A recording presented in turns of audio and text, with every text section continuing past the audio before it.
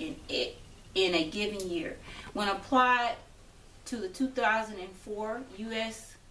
Census residential population estimate for ages 18 and older, this figure translates, to 57.7 million people. Even though mental illness disorders are widespread in the population, the main burden of illness is concentrated in much a smaller proportion, in about 6%, or 1 in 17 who suffer from serious mental illnesses. Mental disorders are a leading cause of disability in the U.S. and Canada for ages 15 and 44. Many people suffer from more than one mental disorder at a given time. Nearly 45% of those with any mental disorder meet criteria for 2 or more disorders, with severely, strongly related to comorbidity. If you just watch the news and just watch CNN especially, or just watch the news, and lately, I'll say last year, you heard about a lot of massacres where kids, young people especially, just flipping and just going shooting everybody up, and all these people are dead. And then all of a sudden, when the investigation come out, they say, well, he didn't have a criminal record, or she didn't have a criminal record. They was quiet. They always stayed to themselves. And then other cases, for example, the Virginia Tech. The guy that did the shooting at Virginia Tech, they saw signs in him, but they wasn't able to get the legal action taken. And because of that, it costed people their lives. So mental illness is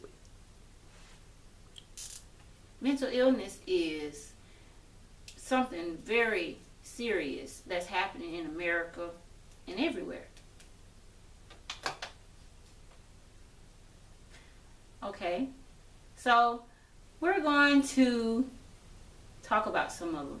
Mood disorders.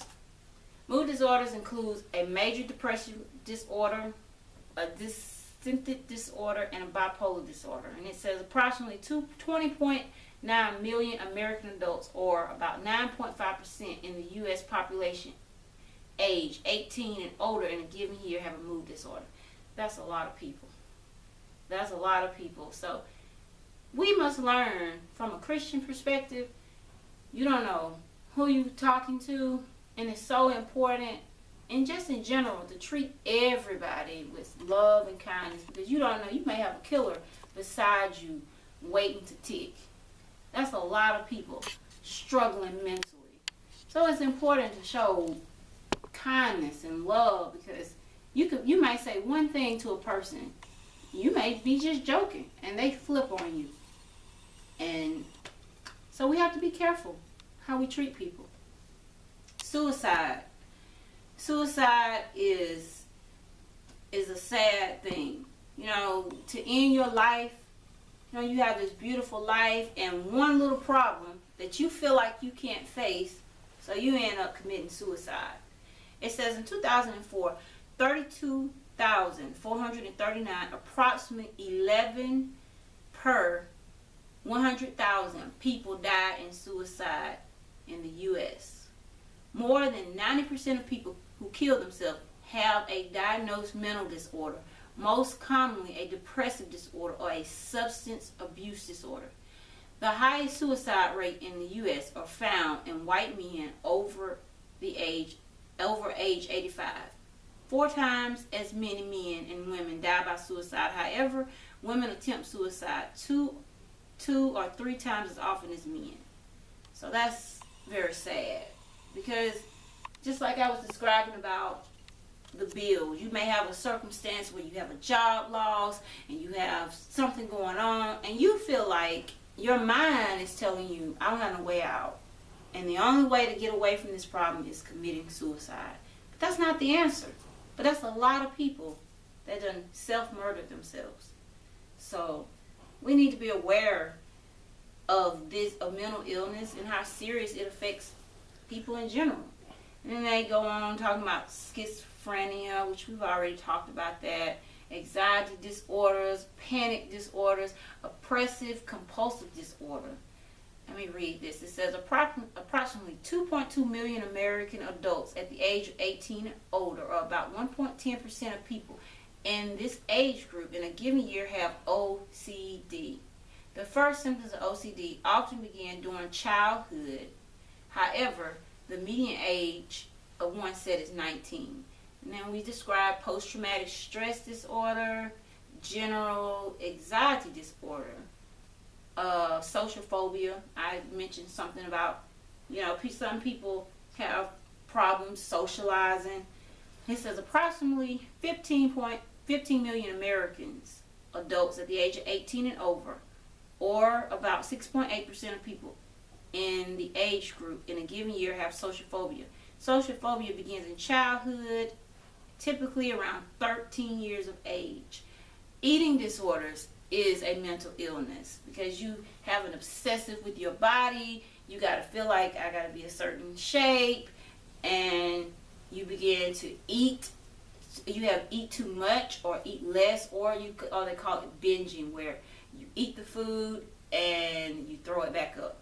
So I'm gonna read this, and it's found a lot in females. So it says females are much more likely than males to develop an eating disorder. Only an estimated 5 to 15% of people with anorexia or bulimia, and an estimated 35% of those with binge eating disorder are male. So it's a lot of mental illnesses out there. Autism is also a mental illness.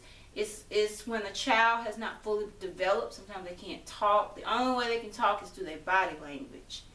And Alzheimer's disease is basically when you're in your last stages for older people. I work at an assisted living place, and I see a lot of Alzheimer's, where a lot of the elders don't know where they're at. We have to guide them back to their rooms. So that's like a stage in the elderly where they begin to lose their memory. So those are some of the statistics on mental illness. So now we're going to talk about the brain and how the brain works. The brain, I'm going to draw a picture of it. I'm going to draw me a big old head right here.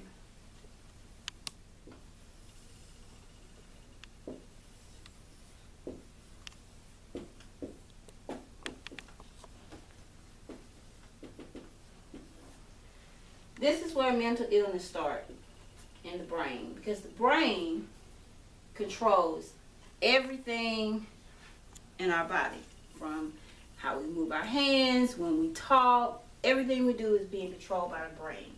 And the brain sends signals. It's so many different parts. I'm not going to go into all the details about the brain, but it's so many different parts in the brain that controls your talking, your walking, your thinking, your eating.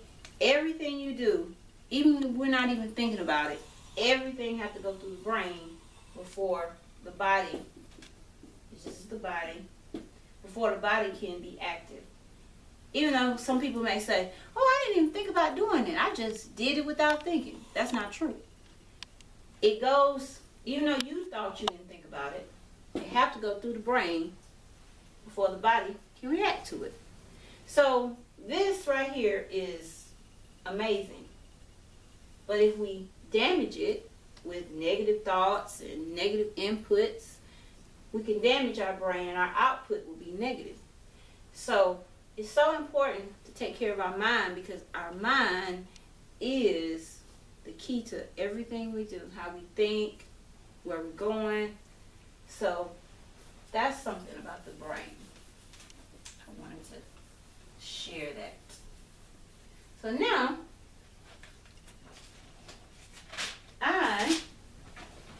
I'm going to make my little chart. This is a chart that I made up, and it is examples of how mental illness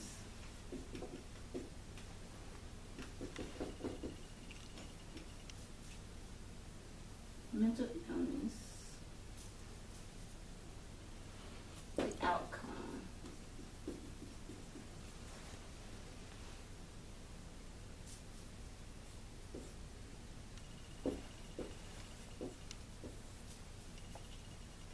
Okay, this is an example. I'm going to write a chart. And so, an example of how mental illness works.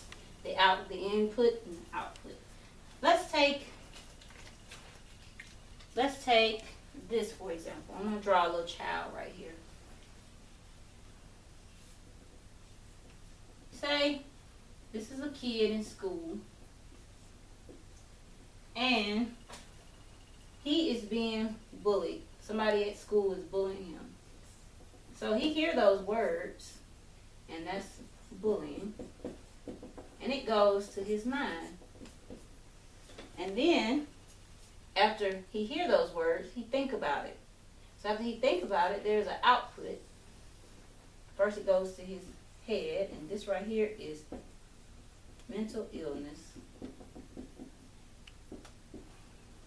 And once he think on it, and if he's not dealing with it in a positive way, his self-esteem becomes low.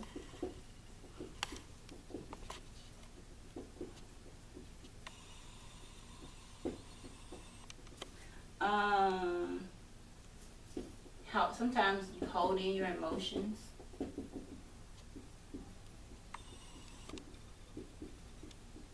This is, I'm gonna call this the input of mental illness.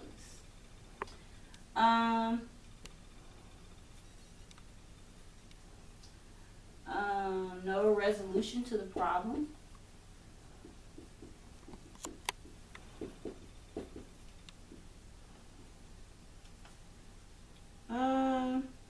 Silent frustration.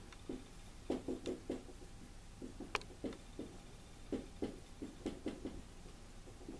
then the environment that he's around.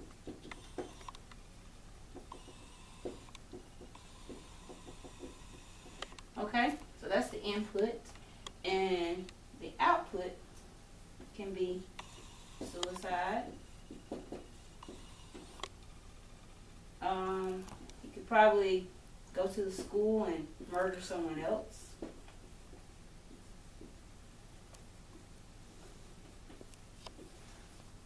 So if you don't deal with, another thing I didn't mention is about the cause of mental illness.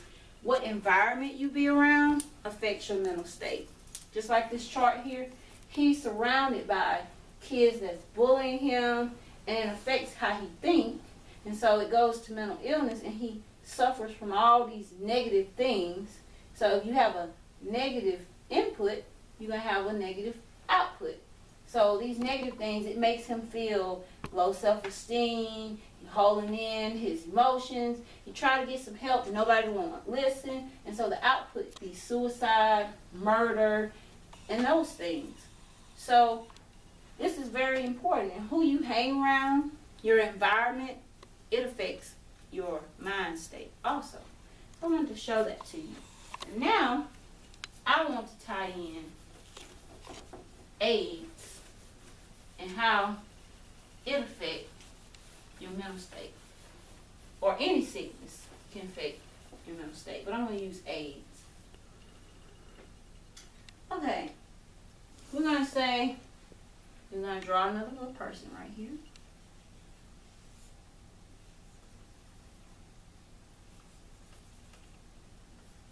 Say this lady, she goes to the doctor, and she find out she has HIV. And so, when she hear that news, she becomes sad. So, of course, she heard that news, it went to her brain, that's the input. And then you go to the mental illness.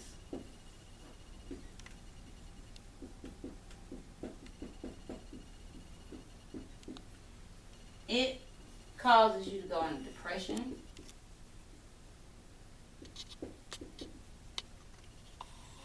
It causes you to, let me go back here and talk about HIV and the environment around HIV and why it causes people to go under depression. It's because of what society has said. You know, there's stigma on HIV. Society,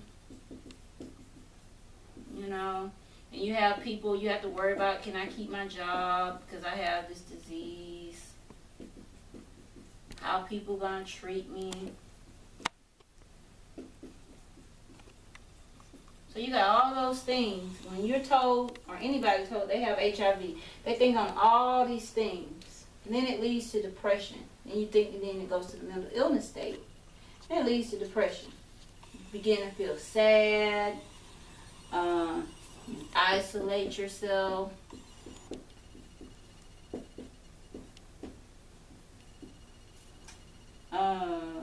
You become paranoid. I shared my brother's story in the previous videos, and because of who my brother was, when he heard that he had HIV, he used religion. He did not take his medication. He began to say that he was healed. So, you know, that was he sort of hid behind religion, became isolated, didn't want to talk to anybody. So the output of this, I'm going to call this the input. So the output was, you get very sick, and it can lead to death. So it's very important, like I said, I was saying about the environment. It's very important to surround your brain around positive things, because what goes in the brain, it comes out in your emotions, it comes out in your attitude. When you hear bad news, it's an input in your brain, and how you react to it is the output. So it's very important to be around a positive environment in spite of the negativity what's going on. Now, I'm going to talk about the same chart from a Christian perspective.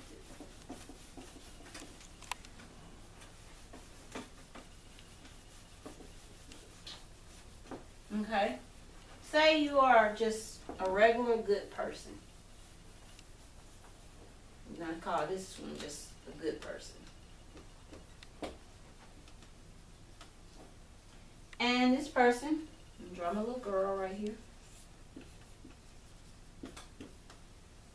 This girl, she found out she has HIV, which is something negative. And of course, you got society and you got the stigma around it. But she didn't let it get her down when it came to her mental state. But she's just a good person. She don't go to church. She's not saying she's a Christian. She's just a good person. I want to make that clear. So when I do the next one, you'll understand what I'm talking about. So when it came to her mental state, at first she got a little depressed, but she's a smart girl. She went and got counseling.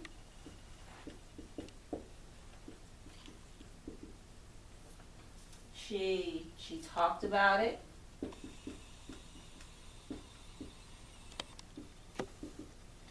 She got around some positive people. She got involved with the AIDS Foundation. She volunteered. She did all those things. She took her medication.